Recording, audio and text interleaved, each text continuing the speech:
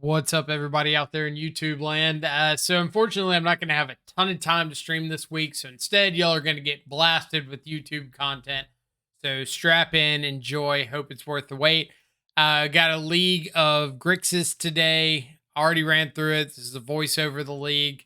I think some of the matches are pretty cool. So, hopefully, it gets to showcase that off. Same list as the last trophy, like exact same 75. Still on 3 Croxus, still really liked them. Still on 2 EE, 2 Hearst, 2 Kaito. Probably going to end up cutting the second Kaito at some point, but we'll talk a little bit more after the league is done. We're just trying to jam through the league, see if we can cut down the video time. I think the last one was right at about an hour, like an hour and 10 minutes. My goal is to get it down below like 45 minutes for this video, and we can like cut out some of the dead time. So match number 1 on the play, good hand. We've got like a turn 2 Shredder plus Bobble, can help ditch that Croxa if we want.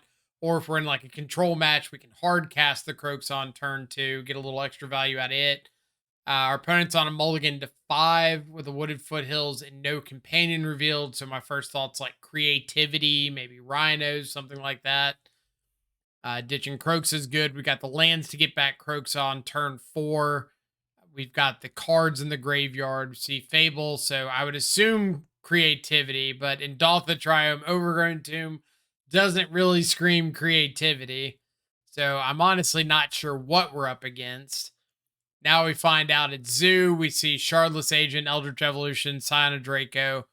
So it's like the Cascade Zoo variant that wants to cascade into what's it called? Territorial Kavus and Tribal Flames. So they do find a Kavu off the Shardless Agent, which is a lot better for me than Tribal Flames right now, because instead of killing my Shredder, they just get a dude that I can immediately kill. Kill it, dash Ragavan, get some damage in, holding up Drown in the lock. Mainly for this Eldritch Evolution. I have no idea what they would evolution into. Don't really care to find out. We're just going to kill that. It could be like a Rockrick or something. General Darius Rucker. But like I said, don't care to find out. Escape Croxa, they ditch a land, so now we get to dash the Ragavan. They knew about the Ragavan, but I guess just decided to ditch the land anyway because it was pretty dead. Regardless, we get in a nice little attack, take game number 1. So game number 2, we'll stop briefly, talk about sideboarding. So against a deck like this, where life total is a consideration, Thoughtseize is usually an early cut. I screwed up on this. I was in traditional Zoo mode, where like Ragavan's less good, Dress Down's less good. I should have been in Cascade Zoo mode, where they can't have Lightning Bolt for Ragavan because they could cascade into it, and that's a whiff. So I should have kept in the last Ragavan, and I should have brought in the last Dress Down. I was thinking it was like the Cascade. There's one version that cascades into Kavu or Crashing Footballs, and that version, Dress Down, is exponentially worse. But against the version hitting Tribal Flames or Kavu, Dress Down's a lot better because it's always going to hit Kavu. And then if they Tribal Flames target a Shadow, you might be able to outgrow the Tribal Flames. So that's something to keep an eye on. EE also could have come in, but I'm not like that scared of Kavu. Foreshadowing. So we get turn 1 Ragavan. Opponent's got turn 1 or turn 2 Kavu. So we're probably going to have to like trade in this Ragavan and the Lightning Bolt to deal with the Kavu. But we do get to Thoughtseize them, take a second Kavu. So now we just have to find an answer to the third Kavu. See an expressive iteration on top. We'll take that because ultimately, like, the only way we're getting back into this game is some sort of 2-for-1, like iteration, find Dress Down, kill the Shav or kill the Kavu, draw a card. But it is not going to matter because our opponent just has multiple Tribal Flames rolled up with their Kavus. So On to game number 3. Pretty quick work of us there. I think I briefly showed the sideboarding. I guess not. But I did bring in the extra Ragavan, bring in the dress down, and I think I ended up cutting 2 more Thought Seizes. But especially being on the play, they really don't have a way of answering a turn 1 Ragavan outside of like try to get a Kavu in front of it or Tribal Flames it on turn 2. And I'm pretty okay with all of those progressions. So we will just get down the Ragavan. Crooks is a good pickup. So I did think about if they played a Kavu here, I would probably end a turn dress down, untap, play the Kroxa. But because they played the Scion, I might have to like trade the Ragavan for the Scion. But what I can also do is if they cascade into a Kavu here, I've got a fun little turn of like dress down, killing the Kavu, putting enchantment in the yard. So now my Unholy Heat's online to kill the Scion. And I've potentially got the ability to get back Kroxa. So we trade off their entire board. We've got a Shadow down.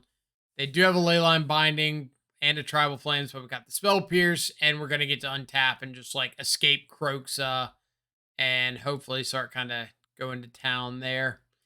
But endurance. So they are down to 1 card, and we get to snag that last card with a Kroxa. So their other Tribal Flames gone. Add Gigantha to our hand. Our graveyard's like already starting to refill a decent bit. So we should be able to escape Kroxa again pretty quickly. And this is one of those reasons I've really been liking Kroxa is when your opponent does have that grave hate, like what's it called? Underworld Breach would look really awful right here. It's just like 2 mana, cast a Bauble or something. But Kroxa being able to get back when the graveyard's like not as deep is really, really nice. So block Scion here because I don't want to be dead to like a top deck Tribal Flames. And my opponent plays a Tasigur the Golden Fang, which is absolutely fantastic. Love them for that. But because they're at 6 life, they have to block this Gigantha or they're dead to a Kroxa trigger. After they block it, we just get to get back Kroxa anyway. So now we have a lethal attack. If our opponent draws dead, they're dead to Kroxa trigger plus our 2 attackers. So I'm guessing they drew dead, just scooped it up. We were dead to like a Tribal Flames, but we couldn't really play around another one. So either way, here we go on to match number 2. Yeah. Steam Vents Gigantha means it's probably some sort of Underworld Breach deck. It could be a mirror, but either way, if they're shocking and Steam Vents and passing, there's no way I'm playing Ragavan out into open mana like that. Sacred Foundry Shredder, ditch Underworld Breach. So it's just a generic Jeskai Underworld Breach deck. Could play out Shredder here. But we end up just top decking a Terminate, so I'm just going to take the opportunity to kill off the Shredder. Kind of stop the value there. If they have another Shredder, then so be it. But at least this kind of keeps them from snowballing. Then they Expressive Iteration and reveal Darcy. And then fetch an island. So I'm assuming that was a misclick. But either way, let's get Ragavan down, get Shredder down, get a Kroxa in the yard. Opponent like wipes our board. We do have Fiery Outlet to get back Kroxa. And they have to double spell to kill our Shredder and then dash a Ragavan. So cool. We'll trade off our board and just get to escape Kroxa next turn. Absolutely fine with me. They're down to 2 cards. If one of them is an Underworld Breach and they hit a land, they can potentially like bolt us for 9 and draw a card or 2. But if it's not a way to deal with Kroxa or kill us, then Kroxa is probably just going to outvalue everything they've got going on. So here we get to kind of do it all. Since they have no cards in hand, then we know they're going to discard whatever they draw with Shredder. If they did have a card in hand, we'd play the Kroxa first, ditch their card. But either way, Add Gigantha to hand. That's fine. Draw Dress Down is fantastic. I do pick up an Expressive Iteration there. I'm not going to cast the second spell because I do not want them like ditching this Gigantha for something better. Like they're going to die if they have Gigantha. So I just want to force them to keep that. Getting an extra trigger on the Shredder doesn't matter. Like I've got the Drown in the Lock. I've got Croxa coming back. Really not worried about Gigantha or like outvaluing with my Shredder. But then we just find Terminate, so we can just kill the Ledger Shredder and go on to the next one. Kraken Islet just for the information. Draw a bolt. Go for the bolt. A little bit of a slow roll, but it's kind of the give all of our information first.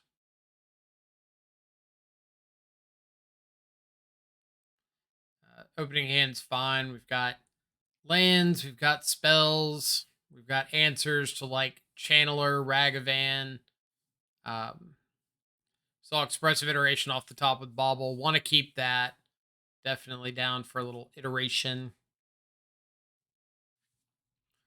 Kill a Shredder. Get down Croxa. I'm mostly doing this Croxa pretty aggressively because our opponent's on a mulligan. So I kind of feel like I just want to go ahead and get more cards out of the hand. The Channeler's not killing me anytime soon. But they do get Delirium here.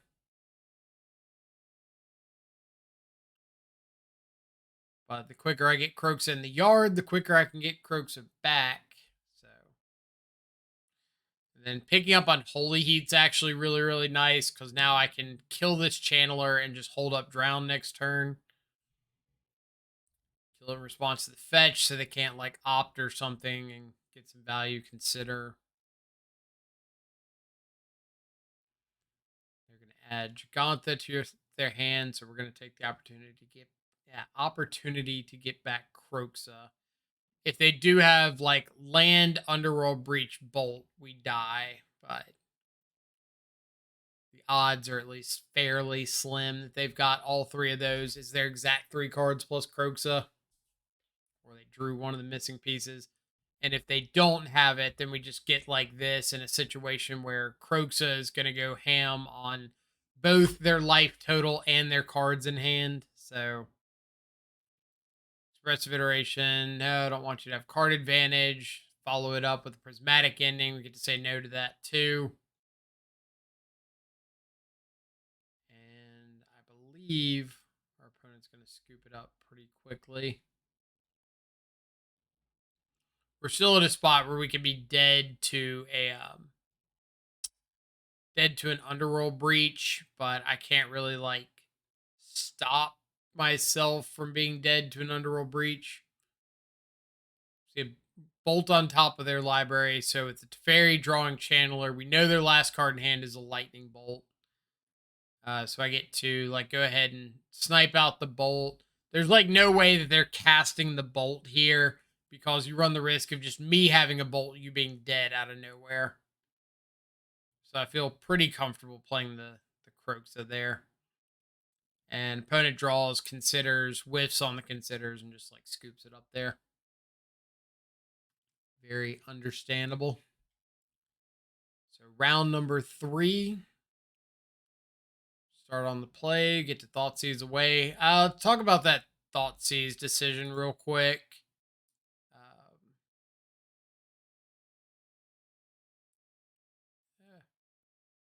There we go. So Thoughtseize sees Giver, Ornithopter, Spell Pierce, Stoneforge. I thought about taking the Giver, but there's no guarantee that my opponent's going to play out this fetch land and put it in the yard to let me drown the Stoneforge. So I end up just taking the Stoneforge so that if they play out the Giver on turn 1, which is like best time to play it, then turn 2, I can just play a land and kill off the Giver. And all they've got left is like an Ornithopter, an Ink Moth, and a Spell Pierce versus my Spell Pierce Expressive Iteration. So doing that because there's no guarantee that my opponent plays the fetch.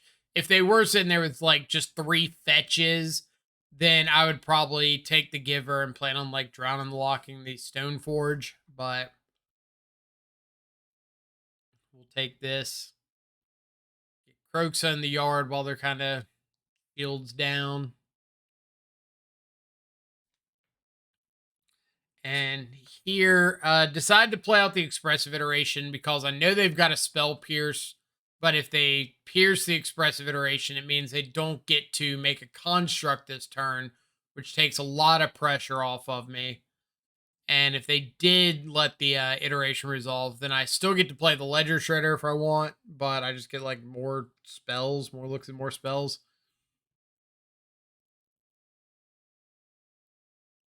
But here we're just going to let Croxa kind of go to town on the hand. They do find second Ink Moth Ornithopter. They attack him with a 4/4. I know that they can animate the two Ink Moth Nexuses, but trading off the Croxa for this construct after I've already gotten two cards out of their hand and killing off the biggest thing they've got on board is like well worth it to me. And as you can see, we've like already refilled our graveyard to get back Croaks after one turn, plus dealt 3 with the second Croxa. So this is kind of what I'm referring to when I talk about, oh, like having multiple Croaxas isn't a bad thing. Because worst case scenario, I'm still just bolting my opponent in the face with Croaxas. And that's pretty solid here. So like Croxa is now ditched 2 cards out of their hand, traded with their biggest creature, dealt 6 to them. Thoughtseize to get the Ledger Shredder trigger. I could attack there, but like the only thing that kills me here is Pure Steel Paladin equipping up like an Ink Moth. So not attacking just like lets me play around that by saying I'm going to hold back a flying blocker.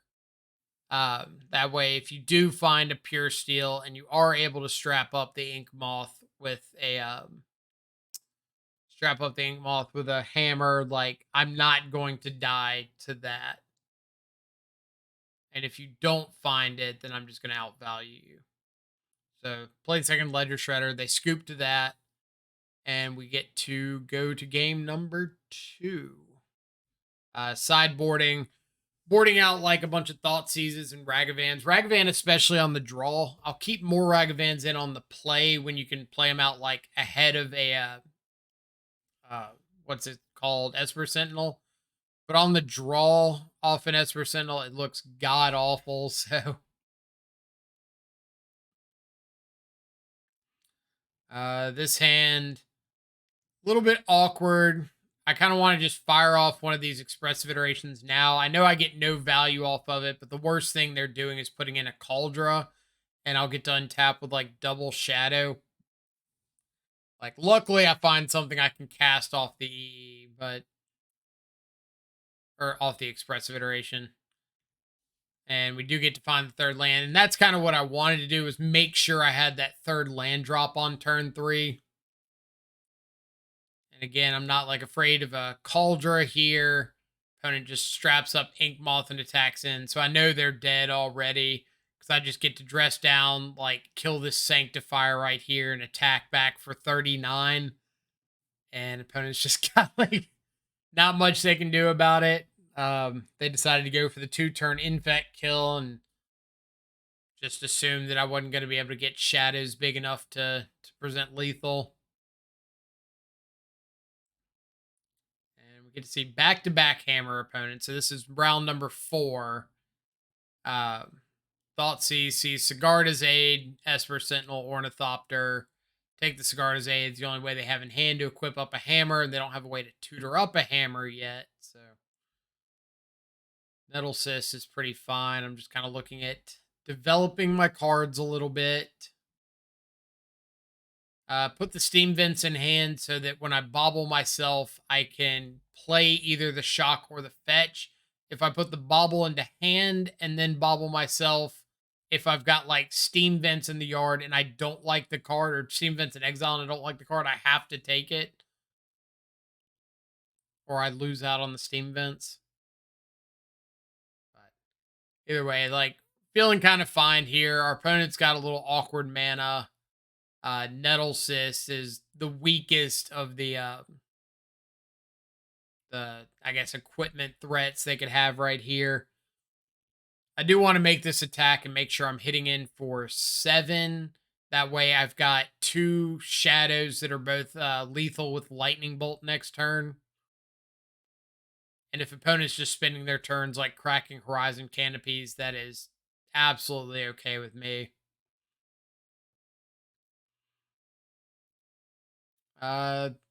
This is a turn. So I attack in.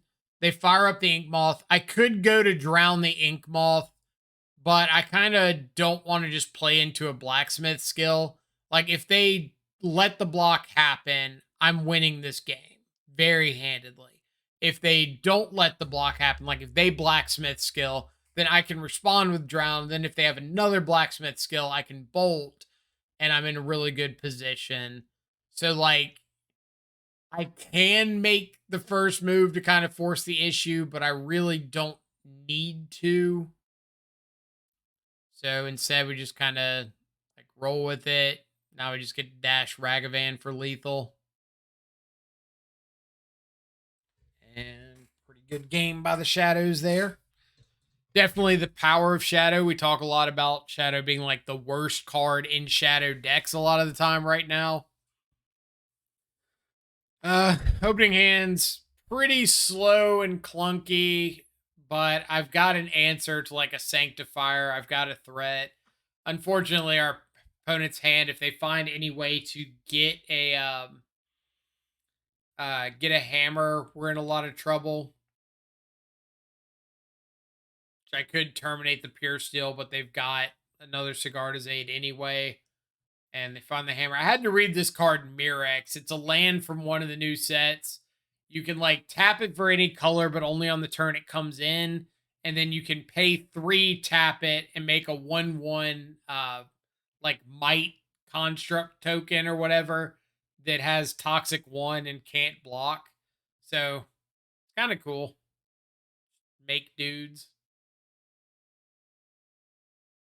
Here, another little kind of clunky opener, but we've got EE, we've got Shadow, Dress Down, like a lot of really good cards. So I don't feel too bad. Opponent Stone forges up a sort of Fire and Ice. I guess a little annoying, but we do, again, just like have Shadow. We don't have to crack this EE, so I don't feel I'm under a tremendous amount of pressure. Pretty likely though that our opponent's going to either have a Cauldron to put in or they're going to get to Fire and Ice. I'm kind of hoping they put in Cauldron so I can Dress Down and kill it in combat, but they go with the Fire and Ice, which is fairly okay. I did miss something here that you'll see in a second. So they go get a Pithing Needle for the EE, sure. Fire and Ice, they get to hit me. Then shoot me for 2. Again, that's pretty okay because I have like Dress Down to shut down the Esper Sentinel if I need to. Dress Down into turn, draw a card. Expressive Iteration finds an Unholy Heat and a Drown in the Lock. So I can actually kill off the Giver, attack them, Drown in the Lock, the Esper Sentinel. And I'm actually dead on board right here if they have a land. And they got 7 cards in hand. And I don't think either of us realized it. They could just fire up the Ink Moth, equip it with the sword, hit me for 3 infect, and then the Fire and Ice trigger kills me. And just neither of us like really noticed.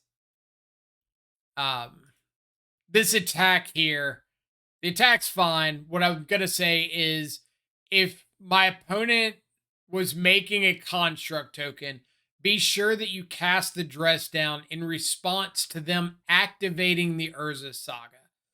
The reason for that is they had the mana off the Ink Moth too. So if they went to make a construct and then you cast the Dress Down, they could have Blacksmith skill, which would keep the construct alive off the +2/+2. But if you cast the Dress Down in response to them making the token, then the token enters, immediately goes away to state-based actions, and you have a lethal attack there. So just keep in mind in a situation like that, you do not want the construct to come down and then you blacksmith skill or you dress down. Just make sure you dress down in response to them putting the token into play. And then I'm going to dress down into turn here just to go ahead and deal with the construct so they can't do something like blacksmith skill. And the dress down happens to find us a lightning bolt, so we get to just like in the game right there. And then this is round number 5. So pretty good opening hand. Turn 1 Ragavan. We've got Unholy Heat to answer their Ragavan if they happen to be on a Ragavan deck. We've got Drown in the Lock to kind of fight over their next play. So just straight up burn. This is a matchup a lot of people have had trouble with. So hopefully we get to have a few little like okay turns here. Usually as long as you're keeping the board kind of clear of creatures, you're not in good shape, but okay-ish shape. And just not taking like any unnecessary damage. So we're just like, Ragavan, please hit a Lightning Helix. But we find Death Shadow, so that's really good. It's going to come down to like one top deck. We Thoughtseize there, and they see Sunbait Canyon and Lightning Helix. We get to take the Helix. They have Sunbait Canyon, draw for turn. They found a Lightning Bolt. So let's talk about possible outcomes right there real quick. So they had the Sunbait Canyon. They had a draw for turn, so one random card in a Sunbait Canyon. They play the Canyon and crack it. So they're going down to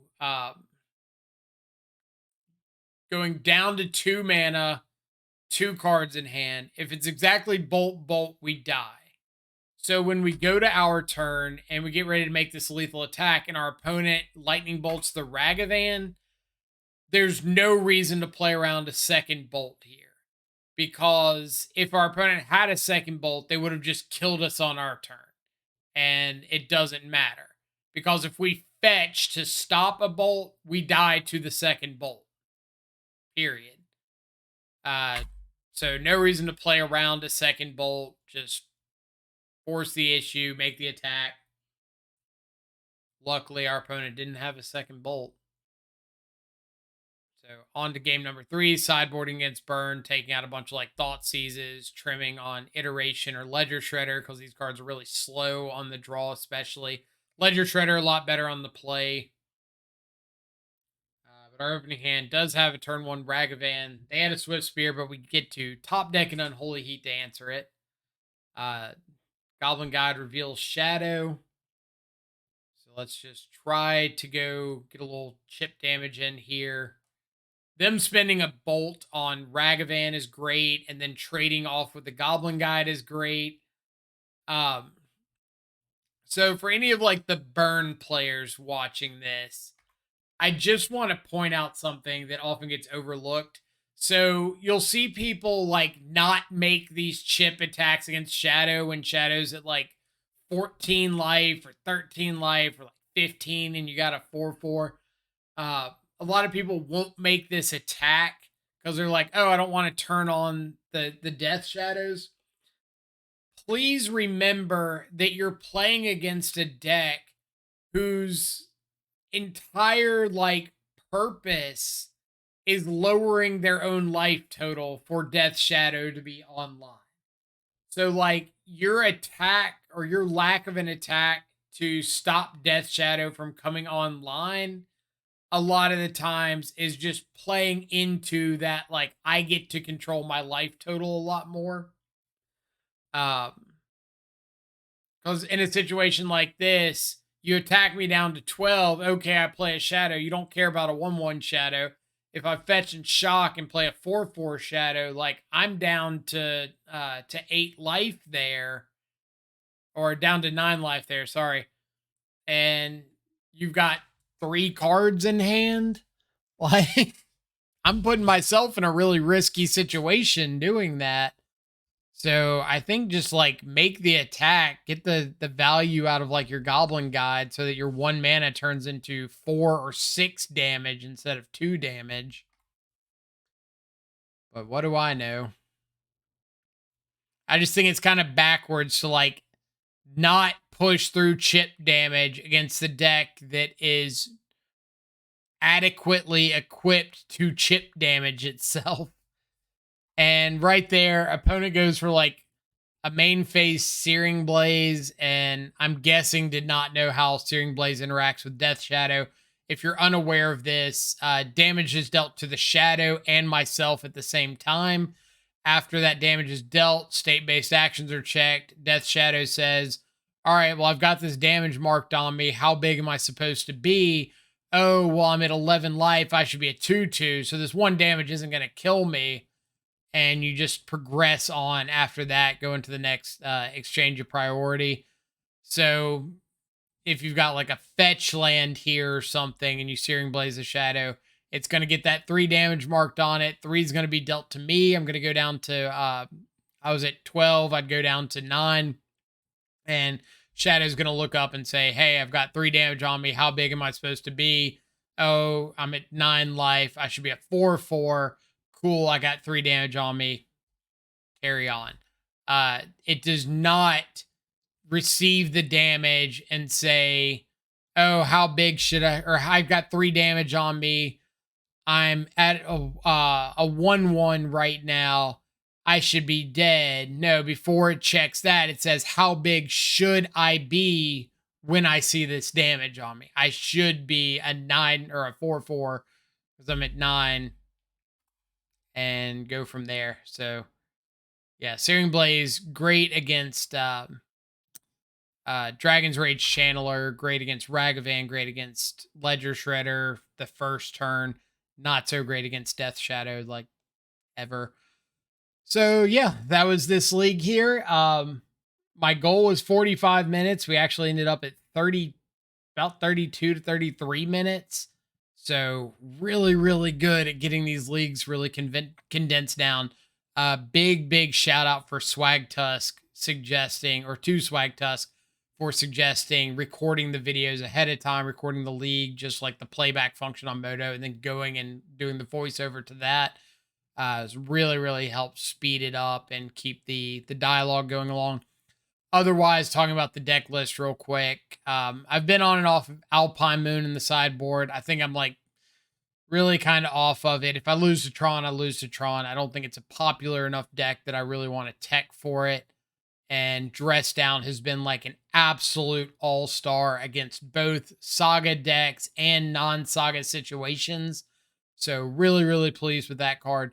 The second Kaito is the most likely cut out of the board. Maybe I find room for like a Kolaghan's Command or something. Kaito has been really good in a lot of matches though. So that's not going to be an easy overnight swap or anything like that. Main board, I've liked the one of Spell Pierce in the main, but if you're really wanting to hedge against like Hammertime a little bit more, or like Rhinos or something, then Fatal Push could be something you want to look at. Not necessarily Rhinos, like Murktide or Hammertime or something like that, but it has the ability of hitting a Rhino. Then Fatal Push could be one you're looking at. Unholy Heat's also one that I would expect to have a lot more tension with Kroxa, but I really haven't been having those issues. So I'm going to keep on with Unholy Heat until I start really having a lot of, like, what's the word for it? A lot of clashing with Heat and Kroxa at the moment. Like, it looks like it should be an awkward back and forth, but it hasn't really played out that way. So I'm not going to make a bunch of uncomfortable changes based off something that you would expect to happen if it's not actually happening, if you know what I mean. Otherwise, I've been extremely impressed with Kroxa recently. It's won so many games that Underworld Breach would not have. If you wanted to cut out the third Kroxa for a breach, you're more than welcome to. I personally don't have much of a desire to do that at the moment. The only other thing is, I would say if you're thinking about like 20 lands as opposed to 19, this basic island has been really good. as you saw that league, it wasn't keeping me from escaping a Croxa. I was just fine with it. And then having that ability to fight through a Blood Moon is really, really, really super nice. So yeah, hope you enjoyed the video. Have it up on YouTube pretty quickly. So if you're watching this, you can know that that's done. Otherwise, I'll have a link to it in like the chat in the Discord chat and everything, which will have the link to the Discord down below, as well as the Twitch channel in case you want to come check out a live stream. Other than that, I hope you have an awesome rest of your Monday or whatever day you happen to be watching this. Take it easy.